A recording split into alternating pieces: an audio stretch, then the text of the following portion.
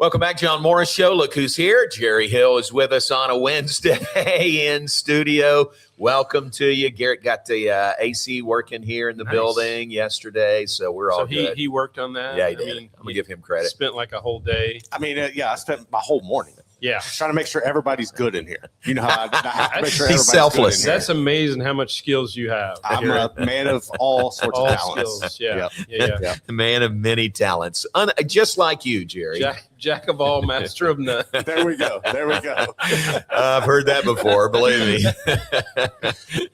Welcome. Glad you're here. Fog didn't slow you down any, did it? No, it was definitely foggy this morning when I was leaving the house, but yeah, it's a little weird out there. I know it is. Yeah. It is. Exactly. So, all right. Be careful if you're out traveling. Lots of things to talk about. You were here and heard Andrew Billings on with us. Yeah. Isn't he just a great guy? And you hit it. I mean, he's such a representative for I even go back to Waco High. I mean, he's always been that, and he does the football camps there and stuff. And so, yeah, he's been just a great representative for Waco, for Baylor, the whole bit. John, I remember it because I think this is right. I remember how excited the coaches were when that's right. When he committed. Yeah. I mean, huge. like you could hear the screams through the building. So he was one that they were really and obviously played out. Like he was an amazing play. And I was trying to remember, I thought he had a similar play to you mentioned the Kansas play. Do you remember that one? Yes. But wasn't there one in the bowl game too? Like in the Michigan State game. Okay. I think there was one where he and maybe there was a penalty on the play or something, but I vaguely remember there was something in the bowl game too. I'll have to go back and look. Okay. Where he did the same thing, where he chased somebody down. Crazy. At three bills. Yeah. I don't remember that one specifically. No, you know what it was? One other player was returning like an interception or something, and Andrew got called for like a illegal block or something, but it was the same thing. He was running full blast downfield. Wow. So you remember there were about 10 things that if one thing goes the other way, Baylor wins that game. Exactly. But that was one of the plays. Yeah, exactly. Yeah. He's a great guy and was the Big 12 Defensive Lineman of the Year his senior year and co-defensive player of the year at the Big 12. Yeah. That's huge. he was a great player. It's funny because he mentioned, I think, something about his height. And I think that was maybe a concern, maybe more for the NFL than Baylor. But I do remember that he was, on the shorter end for a defensive lineman. But man, could he play. And he could take up so much room. And, he was a space eater, I think, what they call it. But he was really good. He made up for it in other ways. Right, 6'1", 340 is what he's listed at now. So this year's draft comes up tomorrow. We haven't talked a lot about that, but we've got some guys that maybe not tomorrow, Baylor guys that might get their name called. I think they'll be second, third day guys. Michael Triggs near the top on some of the tight end boards. Josh Cameron, I think if he doesn't get drafted, he'll get a shot. He went to the combine, so he'll be in a camp somewhere if he's not drafted. I think he's expecting to be drafted though. And then Sawyer, I think. Where do you think Sawyer goes? What projections have you seen? I haven't seen a whole lot. I would think, like I said, I think he's a third day guy, but probably somewhere in that 5th through 7th range, somewhere like that. Right. But I've also seen or heard stuff that a lot of people expect him to be a guy that has a long NFL career as like a backup. Oh, yeah. You think Gary Kubiak and the career he played. Pretty good life. So and obviously better for your health. Yeah. If you're the backup, you always want to be the starter. But I think even like in terms of Jarrett Stidham, what he's been able to do. So I think Sawyer could do that same thing. He maybe doesn't have the arm strength of some of the very top tier quarterbacks. But man, he's got a lot of skill and he's just a smart player. I've seen some of the interviews that he's done with Gruden. Yeah. He's really a smart guy. Yeah. So I think he'll get a shot. And I hope he gets drafted. Yeah. Wish those guys the best. Yeah. So round 1 of the NFL draft comes up tomorrow. How about let's spin the wheel of all the things in Baylor athletics. Let's start with track and field, one of your sports. The Michael Johnson Invitational, Friday and Saturday. This is a biggie. This is the biggest home meet of the year. I mean, the Clyde Hart was pretty big this year, but just with the name and everything, I think, the Michael Johnson, and there's, some top teams coming in. It's always just a ton of alumni that come back. So that'll be very cool. 1976 Southwest Conference Championship team, Coach Hart's first conference championship team is being recognized. And I haven't gone back and seen who all was on that. But as we talked about, Maxie Parrish was on it in some capacity. On the team, yeah. So he's sort of spearheading things. Yeah, isn't he? He's the one that's really kind of organized all this and gotten guys together. And I think they have a good list of guys coming back. And then also honored this week as the Baylor legend will be Jason Baldridge, who passed away within the last year. They have both JB and CH on their jerseys, but this is the week that they will honor Jason Baldridge. And I think this is right, John, and I hope I'm not throwing something out there that hasn't been publicized, but I think they're renaming the 400-meter hurdles the Jason Baldridge 400-meter hurdles. I don't know if it's just for this one, this meet, or if that's in forever. Yeah, but pretty cool deal. That's very cool. Naming in his honor. That's a great honor. Yeah, and it is fun to see those guys. I saw Corey Williams yesterday. Corey's, I'll be there. Yeah. Those guys, they sort of migrate, and girls migrate back for this event. Yeah, it's the Michael Johnson, and then a lot of them, because I've been down there for it before. A lot of them go down to Texas Relays because that's just such a huge meet and a good place for people to meet and stuff. So, those two meets are the ones where a lot of alums come back. And I know they're doing a lunch with them, I believe, on Saturday out at the facility. So, just a cool weekend. Very cool. And Senior Day. Recognize the seniors on Saturday morning also. I think there's 15 or 16 seniors and really good group. Molly Haywood is in that group, even though she's technically not a senior, but she's graduating, and Baylor didn't have the master's program that she wants to do. So she's going to transfer, but will graduate with her degree at Baylor. So she's going to be one of them that walks out. Gotcha. An interesting one too, which I guess I didn't even realize she was here, but Gabby James is actually Odell's daughter. And she was on the equipment staff, has been on the equipment. She did 1 year, I think, as a student manager for track, and then has worked the last 2 years with Will. Is that right? Equipment services. So I was like, wait a minute, I recognize that. That's isn't that cool? Yeah, very cool. They're not going to be here. Odell's not going to be here. But, I just thought that was cool that she's one of those seniors being recognized. Love it. Very good. So that's Friday and Saturday. What's the schedule look like for those 2 days? Pretty early, particularly on Saturday. Like we're going to wrap up kind of like the way the Baylor Invitational was, except it was just a 1 day. On Saturday, we wrap up about 5:15 or so. Okay. Friday's a little bit later. Get a pretty good early start. Like I said, more teams, more events. So we'll start pretty early, like 10 a.m. on Friday, and goes till I believe it's like 8:30, 8:45, because we're running the 5,000s that night. So we'll wrap up, before 9, but a long day on Friday. Yeah. And you're in charge of weather. Yes. Okay, good. I feel good about it then. Yeah, Will put me in charge of that this week. So we'll see how that holds up. I've looked though. I think the weather's okay. I think it is. Yeah. Which is good. But usually in a track meet, we will get weather, like we did for the Baylor Invitational, if I remember right. But hopefully we get through it without a lot of delays and stuff. That'd be good. Yeah. All right. Let's touch on other sports. Acrobatics and tumbling in California. They begin the NCATA Nationals tomorrow. Yeah. Any question in your mind that they don't win number 11? No.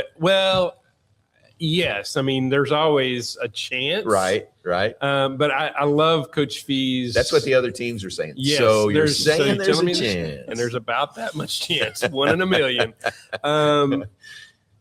Maybe things don't go their way. Maybe Oregon or somebody else just performs out of their mind. And I think Coach Fee's attitude is, they're closing the gap, but not this year. Like she's not going to let they're getting closer, but not this year. Right. Not this year. She's so good about promoting the sport, growing the sport. Yeah. She wants more good teams, more teams. but make no mistake about it. She is ultra competitive. She's one of the most competitive people I've ever been around. I mean, John, she has 4 losses in her career or something like that. Yeah. 140-4, I think is her record. Like unbelievable. And two of those were at Oregon. She's had 2 losses at Baylor, and those were both to Oregon. So just unbelievable stretch. So, I mean, they'll win 11. But like I said, there's always stuff that happens in sports, but it doesn't seem to happen to this team. That's true. But that's what drives them. I mean, she wants them to be, ultra focused, not take anything for granted. I mean, that's part of what makes her as good as she is. And that team routine that it closes with, there's so much stuff going on, and that's a big point deal, 100 points or more. So if you mess up in that with so much stuff going on, that could be the difference, but they're so good in that though. Like, I just look at them going every which way, and how do they not run into each other? Ring circus. But they always nail it. So, that's good. Yeah, it'll be fun to watch. All right, and they are number 1 seed. They play 8th seed. Is it pronounced Duquesne? Duquesne. Okay, Duquesne. Played Duquesne in their first match on Thursday. We're going to let that die at some point. No, we're not. No, we're not. It's going to stick around. Yeah. Okay, that's acrobatics and tumbling. Softball, big game tonight at Texas State, and then home this weekend. It's really a big series against Oklahoma State. Yeah, I mean, John, you think about it, we're down to the last 2 conference series for softball, and it's Oklahoma State and Texas Tech. Texas Tech. That's a tough closing stretch. But, if they can just kind of stay afloat, if they can, win a game or 2 here and then, win a game at Tech. I mean, I think they're still in good shape. They're kind of like baseball. They're right on the bubble there of whether they would make an NCAA regional. So, they really need the one tonight against Texas State. And like I said, if they can squeak out a win or 2 this week against Oklahoma State, which is a ranked team, and then obviously next week at Texas Tech. Texas Tech has lost a couple of games, so they're not, completely invincible. Right. So, I think they've played well enough down the stretch here that hopefully they, have put themselves in good position. That win on Sunday, coming back and winning that, I think Utah kind of gifted them that, but, you'll take it. And so winning that series was big, and now they need to just close out strong. Yeah. So, and that would be big tonight. I mean, it's non-conference, but it would be a really good RPI win tonight. Yeah. I mean, that's the kind of wins they need. Like I said, I think all these last 7 games are obviously really good RPI games. So again, if you can win 3 or 4 of those and put yourself in good position, I think you can make an NCAA regional. Speaking of RPI, Steve Campbell is watching, and he asked for, what does he say, an explanation of RPI. The best way to explain it is that's ratings percentage index. And what it is it's how the team you're playing has done and how you've done and how the teams that your team you're playing has done against others. So it's basically a strength of schedule, not strength of schedule, but strength of performance. Right. Not just so you want the teams you've played in, and particularly the teams you've beaten, you want them all to do well, right? Because it helps your RPI. Right. So, and road wins are valued higher than home wins. What else, Garrett? What else do we need to add to an explanation of RPI? I think that's about it, honestly. That's pretty much it. Yeah. So, Steve, that's what that is, ratings percentage index. And you look at, like in basketball, you look at the net rankings more than the RPI or rankings. More than rankings. More than rankings, sure. And in softball and baseball, you look at the RPI. You kind of live and sometimes die with your RPI. Because in basketball, the net has replaced the RPI, basically, right? Yes. Okay. Yes. That's what I was thinking. Yeah. So there you go, Steve. Hope that explains it. If not, call Jerry. Yeah. And baseball, golly, what a tough loss last night. That was a tough loss last night, coming off the doubleheader loss on Sunday. So it's just been a tough stretch for them. So, hopefully they get it back on. But, they're going to Arizona. Is it Arizona State this weekend? So that's a tough series. But you still have certainly some winnable games left. UCF is really good, but you get them here. You get Tech here, right? And then play at Utah. So, again, you just got to win enough of those. They're 9-9 in conference right now. If you can stay at that, if you can get to 15 wins in conference, I don't know that it's automatic, but I think you get a really good shot. You did need that win last night, though, and that was just a tough one. You gave up that 1 4-run inning. Other than that, you win the game. So, they just got to get it back together, and hopefully they do that this weekend. They really need some wins, though.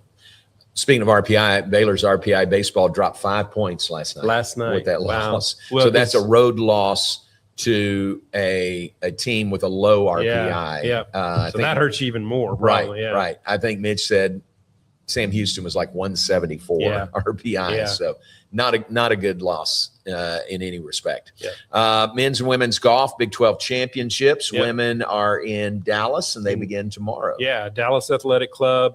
And, I know Jay had said something, Coach Goebel had said something about it the other day, John, but I went back and looked. Last 2 times at Dallas Athletic Club, they've been the runner-up in the Big 12 championships. The last 2 times it's been held there. So I think there's good omen there and a lot of connections, very familiar with the type of course it is. The superintendent is Travis Moore, that used to be both at Ridgewood, and I looked him up. He was also at Twin Rivers, which was obviously Baylor's previous course. So, so I think they're familiar with the course. I think it's very similar to Ridgewood, and the rankings are so close, John. I think it's a very, and he said that too, it's a very wide open Big 12 championship with 6 teams ranked between like 15 and 29. Wow. 11 of the 14 teams that play women's golf in the Big 12 are in the top 50. Wow. So very good league, just not, somebody right up, like a Texas or Oklahoma, it's way up there high that you're like, well, I don't know if we can win this year. Right. I think it's wide open, and Baylor being kind of almost the home team, I think they will have a good chance this week. I thought in doing interviews and visiting with Jay yesterday, I thought he kind of had the air of, hey, I feel good about this. I agree. I think he feels good because it's there. Just, all the familiarity with that. I think he likes where the team is right now, the way they're trending. And, Bridget Buxar had a great tournament this last one. She had been maybe your 4th or 5th player, and she finishes tied for 2nd at the Mo at A&M. So I think they're trending in the right direction. Definitely. And the men are next week at Prairie Dunes in Hutchinson, Easy Kansas. course there. So. Yeah, right. And they're obviously in a little different position. I mean, their ranking is not good. They are above 500, which is one of the requirements for postseason, but they'd have to play really well in the Big 12 tournament, to advance to postseason play. But, certainly that's the chance you have. That's, with any sport, like if you have a chance, you've got a chance. Yeah. So I think they'll go in with the attitude that, we need to play really well, but we can do that. I mean, we've got the players, that kind of thing. So I think that will be their attitude going in.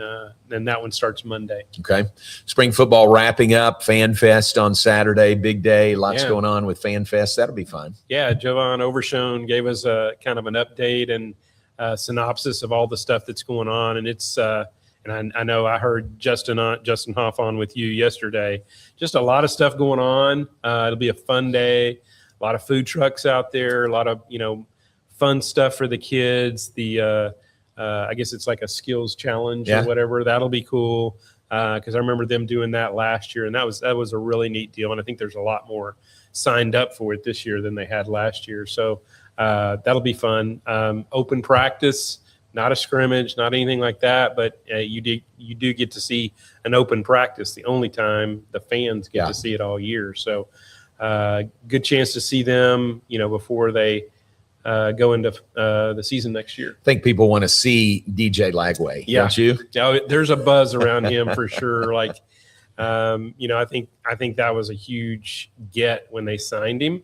He didn't have great success at Florida. But you hope in this offense, I think it fits him.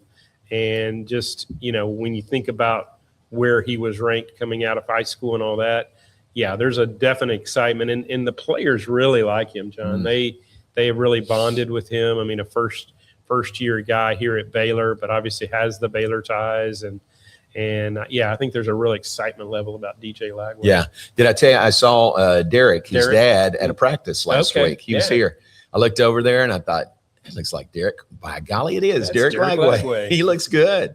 He looks really good. Okay, so he didn't like balloon. No, not at okay. all. No, not at all. Yeah, he was a big guy when he was here. To me, he looks smaller than I remembered him when he was here. Yeah. So he looks really good. It's awesome. That was fun to see. Yep. Anything else we need to touch on?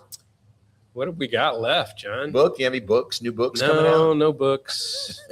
maybe eventually with Coach Fee Mulkey, we'll work on that. Oh, that would be good down the road. So, yeah, it's a busy time, as you know, and so we hope to just survive the weekend and go into next week. That's right. Yeah. Welcome to April. Oh, I know. on the Baylor campus. Yeah. All right, man. Appreciate it. Thank you, John. Are you going to the Willie Nelson concert?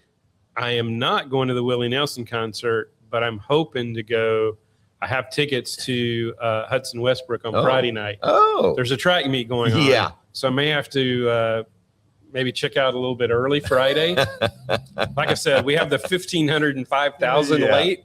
So maybe you could go to the concert, come back, and it'd still be going on. See the end of it. Yeah. So that's the plan, is to try to get there at least to see part of that. So that'll be fun. That'll be fun. Very good. All right. Thanks for coming in. Appreciate it. Thank you, buddy. Appreciate it. Jerry Hill, our good friend, and we hope yours, Baylor insider. Great to visit with him.